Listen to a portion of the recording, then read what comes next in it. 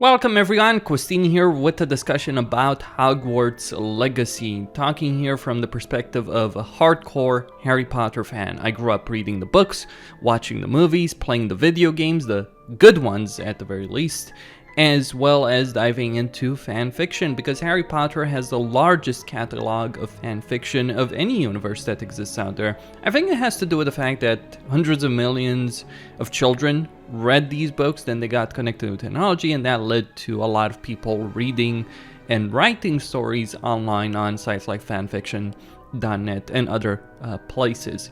But yeah, Harry Potter is very popular among a very large number of people, and yet for many years we haven't had good video games. We've had some decent video games, some even good ones, like the first three games, the games associated with the first movie, second movie, and third movie.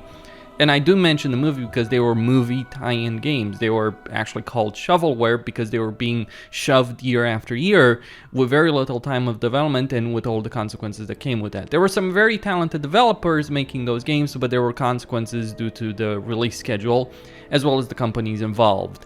Warner Brothers and EA don't necessarily have the best track record when it comes to this, especially EA.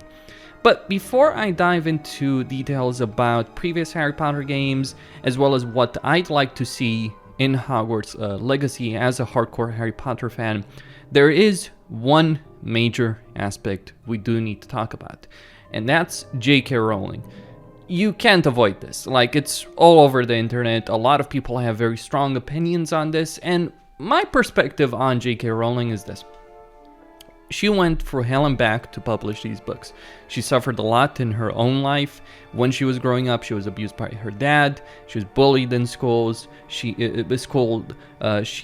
had issues in her first marriage. She had issues as a single parent. She struggled with being poor. Not quite in poverty, but she certainly did have significant financial struggles, even as she was writing the first book in the Harry Potter universe.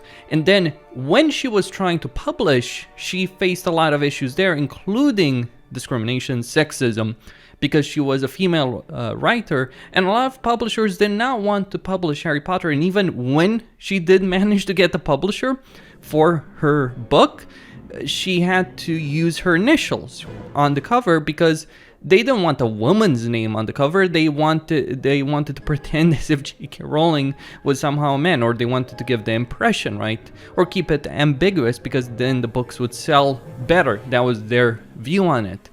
And so J.K. Rowling suffered through a lot. However, her rise to fame and riches, well, let's just say she hasn't handled that all that well. And you could see that in her writing. Forget any statement she's made over the years, forget Fantastic Beasts. Even in the writing of the main Harry Potter series, the quality of writing degraded quite substantially, especially after book 4. You have the pre-Voldemort Return books, including book 4, and then you have the post-Voldemort Returns books 5, 6, and 7, and I would say the writing quality in books 5, 6, and 7 went downhill by quite a significant amount. The logic of the story was not there. There was a lot of retconning, a lot of things being changed to suit JKR's desires, a lot of characters made more sympathetic than they should have been, etc. A lot of issues with the quality of her writing after book 4. I'd say the only thing that really came out of book 4, outside of continuing plots from the previous books, like Snape, I'd say the only thing that really was good was the character of Dolores Umbridge and how she was able to write such a reviled character and really make us hate Umbridge. But outside of that, there was a bunch of shoddy writing in Harry Potter after the 4th book. And then you have the issues with Fantastic Beasts, then you have the issues with the universe as a whole, then there's the issue of the Cursed Child, and a lot of other problems. And then there's JKR's statements over the years. Now, the media wouldn't care about these so much because the media is being dominated these days by a bunch of people who are social justice activists. And so they were fine when Rowling was doing things like, oh, Dumbledore is gay or Hermione is black. Well, it wasn't fine. It's not that there's a problem with Dumbledore being gay, there's nothing in the text of the books to indicate that being the case, and yet she made him gay because she wanted to appeal to a certain crowd of people, to these social justice activists, who incidentally did turn against her after she started making comments about transgender people. Now, I could go into a whole discussion on this, but there's a lot of people who have an issue with that, especially the perpetually triggered social justice activist class, which I have no sympathy for, by the way. Transgender people, yeah, that's a different affair, but the activist class, this perpetually triggered activist class who think themselves the most important people in the world, who destroy the lives of anyone that dares stand in their path, yeah, I have a ton of issues with these people, and now they're going after Rowling, and the way they're going after Rowling, and let's be clear, Rowling dug her own grave on this, but the way they're going after Rowling is not just saying she's transphobic, which she may or may not be, depending on who you ask. I haven't actually looked into her statements on this, because quite bloody frankly, I'm just gonna say it what a lot of people feel, we don't care. And I've always taken the view, as someone who's enjoyed a lot of fictions over the years, I don't necessarily give a damn about the opinions of authors or actors on one issue or another. I care about the things they do, the things they work on, and how they're able to portray characters or be able to write stories. If the stories are good, that's all I care about. If they're bad, that's all I care about. I don't care about them as a person that much, with the exception of how much that's going to influence their writing. In JKR's case, that certainly has influenced her writing, though I'd say overall the issues she faced were things that did show themselves in the writing, but for the better. But in just a moment I'll talk about that. But still, I don't necessarily care about JKR's views. It's like, oh, she's profiting financially off Hogwarts Legacy or the books, and we shouldn't support her financially because of her views. JKR is pretty much a billionaire. Let's be very clear on this. She has a lot of money. If you think you're gonna hurt her financially by not buying Harry Potter books or not playing Hogwarts Legacy, you would be dead wrong. The only people you're gonna hurt if you refuse to play Hogwarts Legacy, if you refuse to buy it, is the developers who have poured their hearts and souls into trying to make a good Harry Potter game. And you're actually going to hurt the fans of Harry Potter, many of which, surprisingly, were children when they read these books and have wanted a really good AAA Harry Potter title for a very long time. And here's, by the way, an interesting point about vulnerable people. Harry Potter as a series connected with a lot of vulnerable children. Yes, children. People who were victims of abuse. People who were poor and were struggling in school and being ostracized because they were poor. Or people that were ostracized because of their outsider status. Or all of these things combined. All of the issues that Harry, Ron, and Hermione face. And even Neville. People like Neville, maybe even Draco, to an extent. A lot of children grew up reading these books and were connected to the characters in these books because they were suffering at least some of these things in real life, or all of these things in real life. Like, I could say I have a connection with all the problems that Ron, Harry, and Hermione face because I experienced many of those issues in real life myself. So a lot of people who use these books, who were suffering in real life either abuse or being poor and found refuge in these books, they want to enjoy another story in this universe, but then we have the perpetually triggered activist class who is saying, oh, don't do it because it will make you a horrible person. Well, I can personally say that my opinion on this is shove off. I do despise the cancel culture that exists today. I do despise the idea that, oh, we're gonna ruin someone financially because of the views they hold. Free speech is a thing. You don't like JKR's view? Fine. Don't like them. Argue with her. Call her whatever way you want.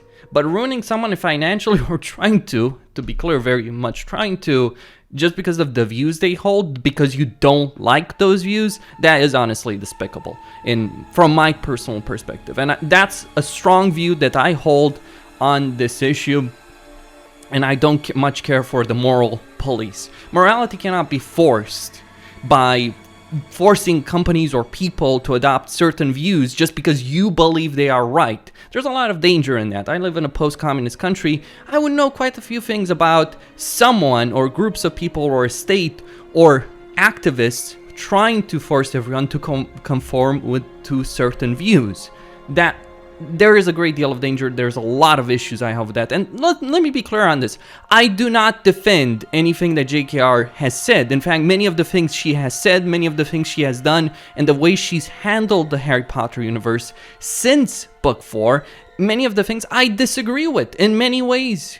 In a great deal of ways. I disagree with a lot of the views she's espoused. I disagree with quite a lot of the things she's said and done over the years and her piss poor handling of the universe. I do not agree at all with the tactics being employed by this, as I call it, the perpetually triggered activist class who have to find an enemy. And what's also despicable about what they're doing, what some people are doing, since the whole argument about the arguments that they're using against Rowling haven't necessarily worked, they're now using the argument that she's an anti-Semite. The Harry Potter is an anti-Semite series because of the goblins and the way they're portrayed, except for one small detail that has to be brought to the fore. In Harry Potter, over and over and over and over again, through the main characters, Harry, Ron, and Hermione, especially Hermione, who is the character that JKR herself is that's most similar to JKR as a person, these characters care a great deal about discrimination because they suffer it themselves. And Hermione in particular is someone who takes genuine action on this issue, and it's always made very clear and apparent that the treatment of different races, of magical creatures, of the house elves, of the goblins, of the centaurs, is really horrible, and it's bigoted, and it's not okay. It's not like the books are cheering for the treatment of centaurs and goblins and elves. It's quite the exact opposite what the books are doing. And they're not cheering for bullying or discrimination, but exactly the opposite thing. The books reinforce this point again and again and again at multiple stages that this is not okay, that it is evil, it is despicable, and should be treated as such. That's one of the things the books do numerous times. That's one of the things that Rowling as an author reinforced throughout her entire series. Right? That is crucial to when talking about this. So yeah, the goblins may be portrayed in a stereotypical fashion, or they may fit a certain stereotype that if you really stretch it out significantly might define them as Jews, but anti-Semitism, going from that to anti-Semitism, just purely ridiculous. But my word is not going to matter on this issue, nor is anyone who agrees or disagrees on this. The powers that be, the people who have power and influence, especially on social media and in media in general, and in governments and all that, they've decided she is evil. She's the evil witch. She must be taken down. And you're a horrible person if you play Hogwarts Legacy. No, you're not. It's ridiculous. It's nonsensical. And it's in many ways despicable, these kind of tactics that are being used in this day and age. I do have a major problem with this. I could spend a lot more time talking about this, but it is an elephant in the room. It cannot be ignored. It will not be ignored. When the game comes out, expect a lot of articles, far more so than the ones we already have, talking about this. Expect this game, even if it's a really great game, to not get the credit it deserves because of this issue, because of JKR. Now, I have a lot of problems with JKR as a Harry Potter fan. A lot of Harry Potter fans have issues with her. She's managed to alienate significant portions of the fan base through her own actions. Let's be clear on this. She's not a hero in all of this. She's not a saint in all of this. But that doesn't mean the people who dislike her and the people who are trying to ruin her life, not that they're going to succeed in that. Then the only thing they'd succeeded maybe ruining the lives of certain developers, but that's a different discussion. It's not like those people are heroes in this either. They are not.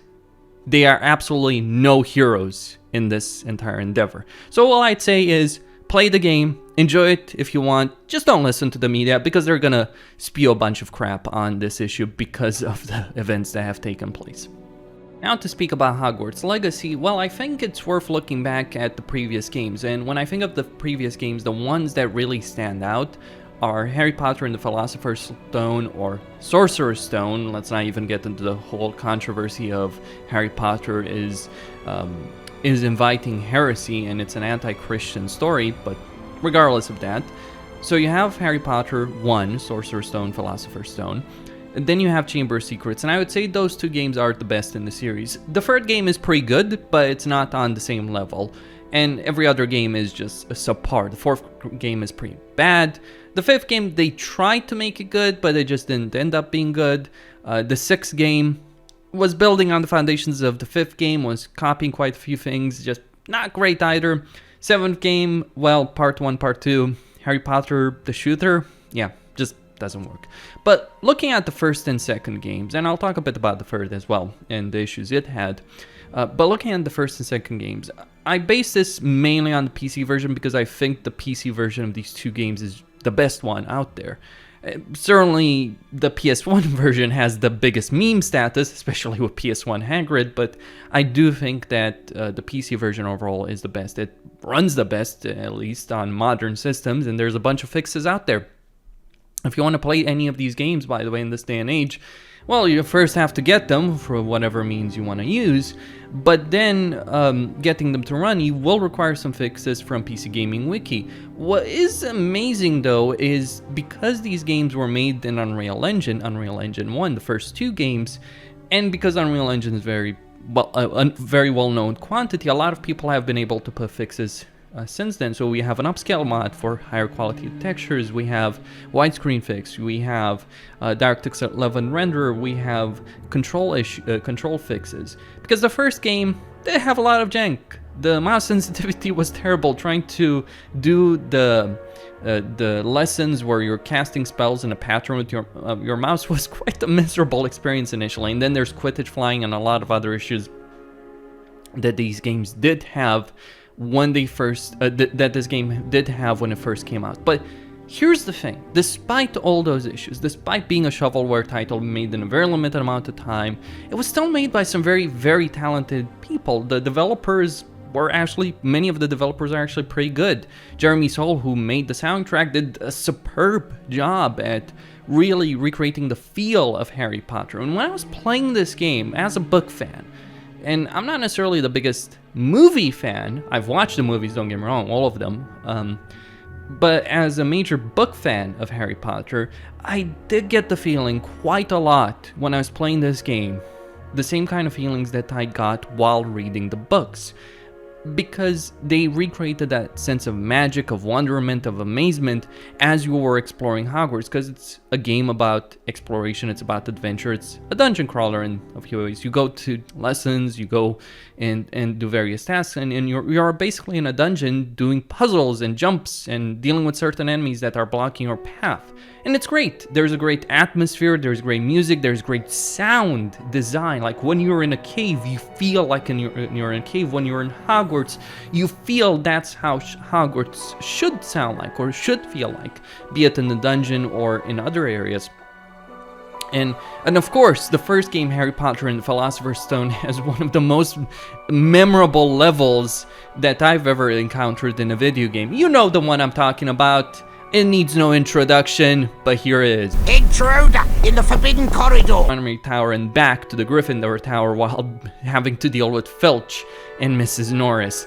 Absolutely one of the most memorable levels in gaming history in quite a lot of ways. They really nailed it on an atmosphere level, on a design level. It feels great playing this. Like, you feel the suspense, you feel the tension, you're terrified. And Filch's words, the way he pronounces is like astounding job on pretty much every level design, atmosphere, music, sound, voice acting. It really nails it. And this is something, this game, Sorcerer's Stone, does these things in a way the other games just don't. The other games do suffer in some ways that the first game doesn't. Sure, the first game may be the jankiest of all of them and it requires the largest number of fixes to get running in a proper way, and even then it still has bugs and glitches, audio issues, control issues, aiming issues. but it does have a magic to it, for the lack of a better word, that the other games don't have. I think one of the things that actually works very well for this is the way you're casting spells. One of the things, sure, right, the way you learn the spells, not exactly the greatest thing, but I think the challenge is the challenge of actually learning to do the motion with the mouse. Sure, as terrible as it might be, certainly more engaging than with the arrow keys in the second game, or not having that at all in the third game. So that's very much welcome. And I guess they were trying to recreate that in the fifth game, because with the motions required to do spells, but I don't think they necessarily succeeded with that. But yeah, that's great. And then you have the way the game handles exploration in dungeons, because in the second and third game, you know how many secrets there are in a level. You know what you're looking for. How many things are there in a particular level that you need to look out for, because the game tells you the number of secrets. And I think that takes away from that magic, from that atmosphere that the first game has. It may be the jankiest of all of them, but damn, it is a good game. It has great atmosphere, lighting, voice acting, and design. And I would strongly recommend anyone that's a Harry Potter fan that hasn't played this game to do so. What about the console versions? The PS2 version is just copying Chamber of Secrets.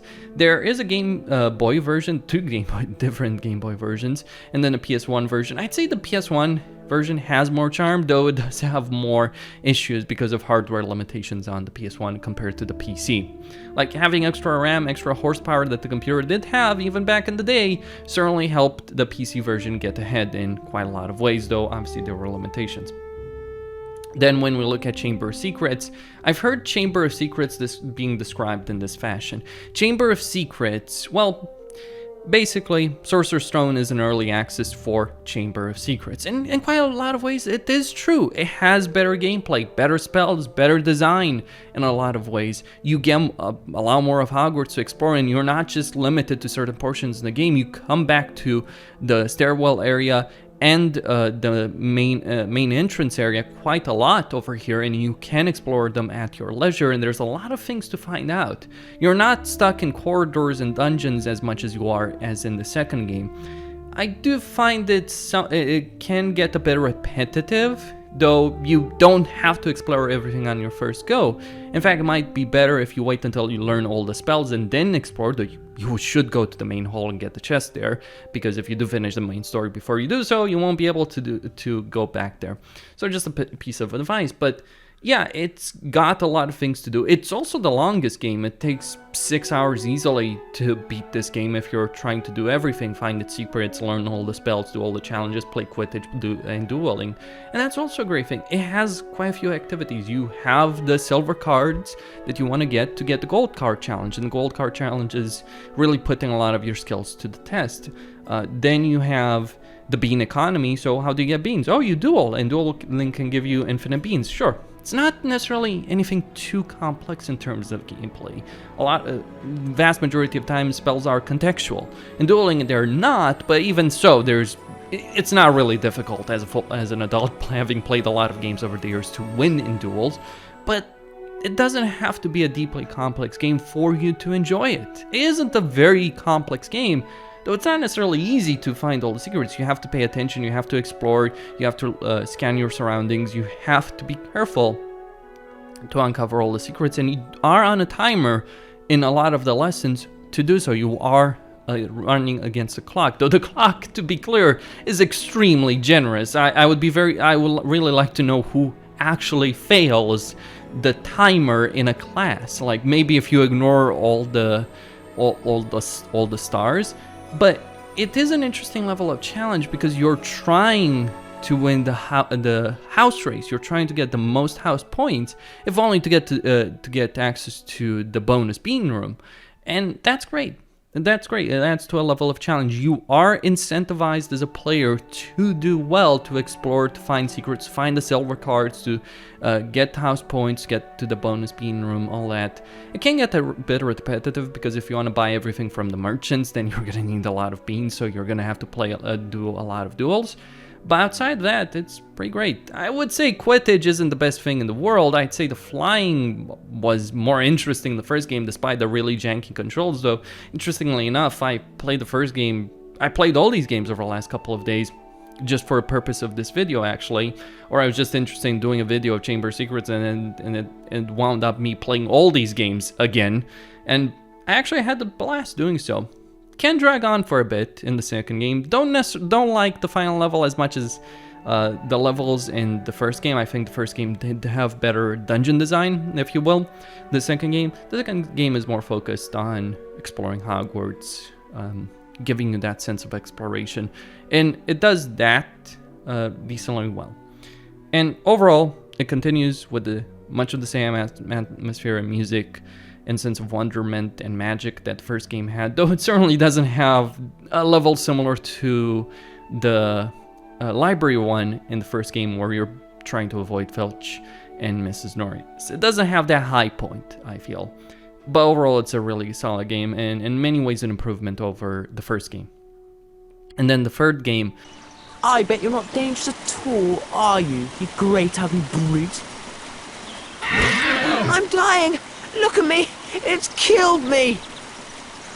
Well, the third game, they basically redid the formula, right? They switched from Unreal Engine 1 to Unreal Engine 3, and they were trying to make it very much like the console version, the PS2 version. They were trying to have things very similar in a lot of ways, but there were different development teams, and I'd say their effort ended up being subpar. From a technical standpoint, the third game is the best in series, but doesn't have the atmosphere, doesn't have the same magic, doesn't have the same sound quality or music quality or sense of exploration and adventure that the first two games have.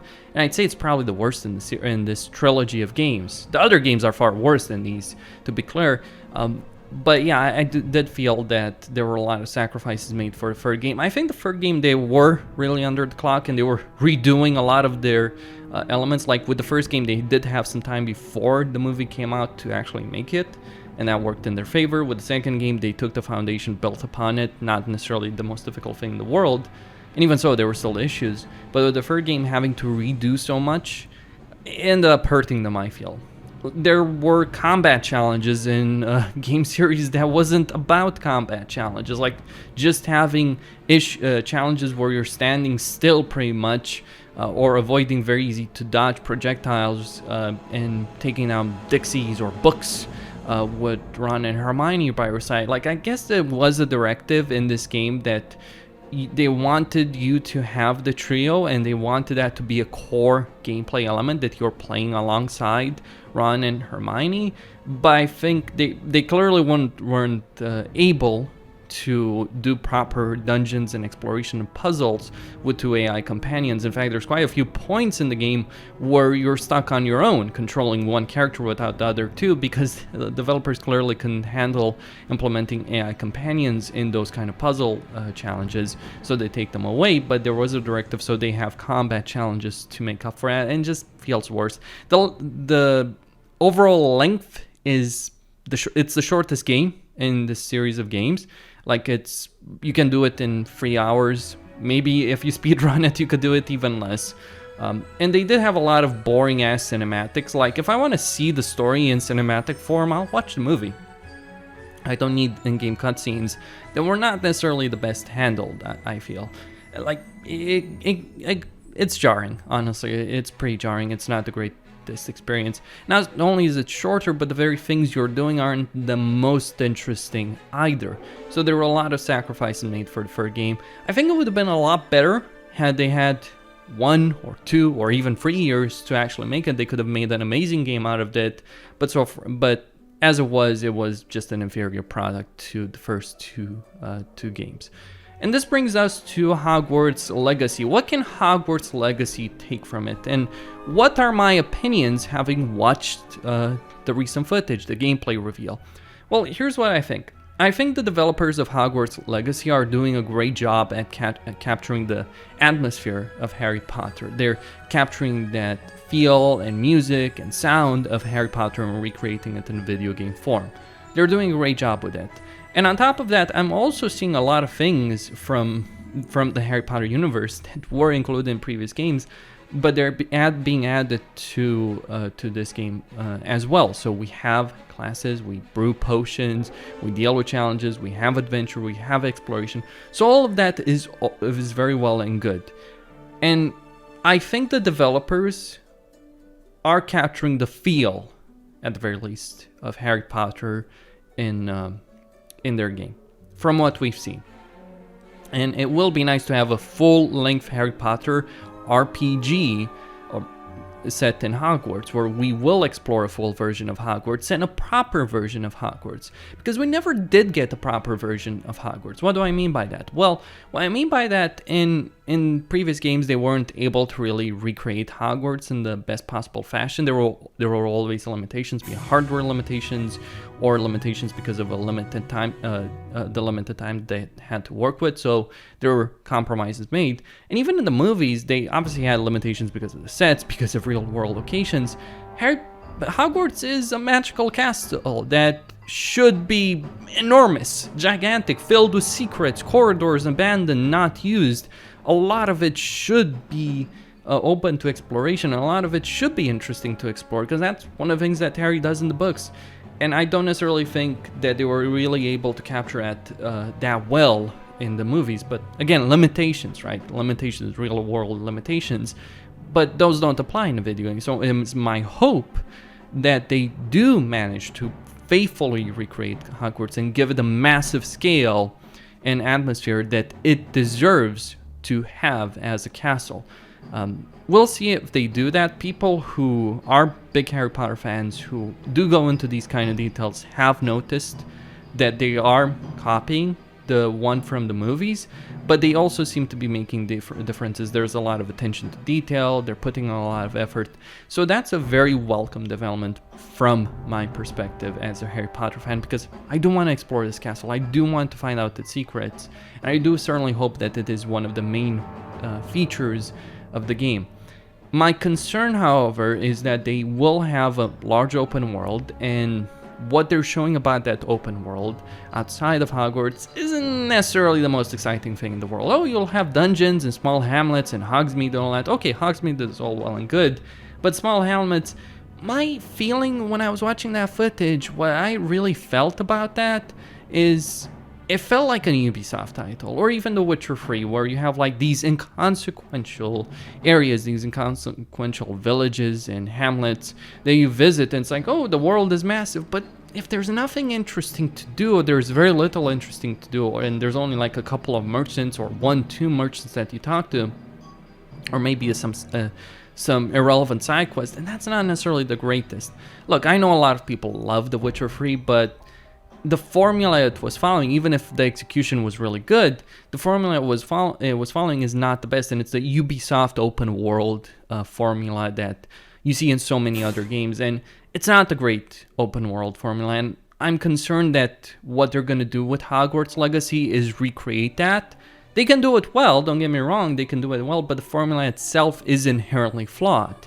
I would like them to do something more similar to, say, Elden Ring, right, which just came out. Because Elden Ring does give you a reason to explore, doesn't give you a reason to care. Like, if I'm just exploring and finding small towns and villages where I have 1-2 merchants that don't even sell anything that I want, then I don't care about the exploration. That's not a reason for me to bother painting the map. I need a reason. You need to give people a reason to care about the exploration, and you don't want it to feel like a task list, which is certainly something I felt playing The Witcher 3, and I feel playing Ubisoft games. It's like, oh, go to this area to do this inconsequential side quest, to deal with these enemies or deal with that, or find this merchant who is irrelevant anyway because he doesn't sell you anything that you want. So yeah, plenty of issues with that formula, and I think they're copying it. That's my concern with this, and I certainly hope that I'm wrong and that they do have a very interesting open world, but that is my main concern. I am also concerned that they didn't show the UI at all in the gameplay reveal. I mean, a lot of gameplay reveals don't show the UI, and they did actually show us a lot of information in that gameplay reveal. They did a good job giving us a ton of information, But yeah, that is my concern. Also, not fond of the room of requirement, to be honest with you. When I look at the room of requirement footage, part of there, it just feels like, oh, you can plant seeds and you can collect them in half an hour. That really gives a mobile game feel. And I'm glad that they specified that there's not going to be microtransactions, but yeah, not fond with that at all. Also, housing, I get it, a lot of people like housing, don't necessarily care about it, but hey, petting the cat, yeah, brushing the cat's hair with magic, that was cute. I admit that was a cute moment, but I do have concerns, major concerns with the room requirement. I did not like what I saw of that for the most part, or like 90% of it I did not like about it. It just feels like you're gonna be doing a bunch of tasks, like if it fits in that mold. It's like, oh, go do these tasks to get resources to fill the room of requirement with stuff. Is any of it gonna matter? Is it gonna feel meaningful? Is it gonna feel great to do it? Or is it just gonna feel like a chore list? Because that is the concern. It's tied to the concerns I have about open world. But I do think they're doing a great job when it comes to recreating a Harry Potter game in terms of atmosphere and music and feel. I do have concerns with the gameplay. As for the combat system, I mean, sure, we saw spells being cast and we saw puzzles. Great, we have puzzles! Yes, we have puzzles and we're gonna have secrets to explore. That's great. But when it comes to combat system, I'm really getting an Assassin's Creed vibe. I don't necessarily want that. Like, it's not just the open world, it's also the way the combat felt, the exploration, it's like the sneaking around and all that kind of stuff, the overall gameplay. Yeah, some concerns with that because I'm not sure I want Assassin's Creed Harry Potter or Harry Potter and Harry Potter Assassin's Creed, the video game. I really don't feel like that would be a good thing. Maybe I'm wrong, maybe it ends up being for the better, but yeah, those are my concerns when it comes to the game. I think it's doing some things very well, however, and I am excited. Like, don't get me wrong, like, I am a very critical person. I do like to nitpick, I do like to go over these kind of details, I do like to address concerns, but I am genuinely excited to have a proper AAA Harry Potter game that actually has a proper development schedule, because we've gotten Harry Potter games that were AAA funded, certainly, but they were so rushed out the door that the benefits were lost with that. And there was a significant loss in quality because of the rushed development. Imagine how great the games, the first 3 games, Harry Potter 1, 2, and 3, could have been if they had had years to actually develop them and make them. In fact, my dream would actually be a game with a properly done Hogwarts covering multiple years in the Harry Potter universe, in the mainline story. But that's probably not gonna happen for anytime soon. But for now, we have a Hogwarts game, not a Harry Potter game, a Hogwarts game, and hopefully it lives up to the hype and the expectations from a fan base that has actually not been treated very well over the years by the very person who created this universe in the first place. Make no mistake about anything I said about J.K. Rowling. I have a lot of issues with the things she's done. I've said it, I'll say it again.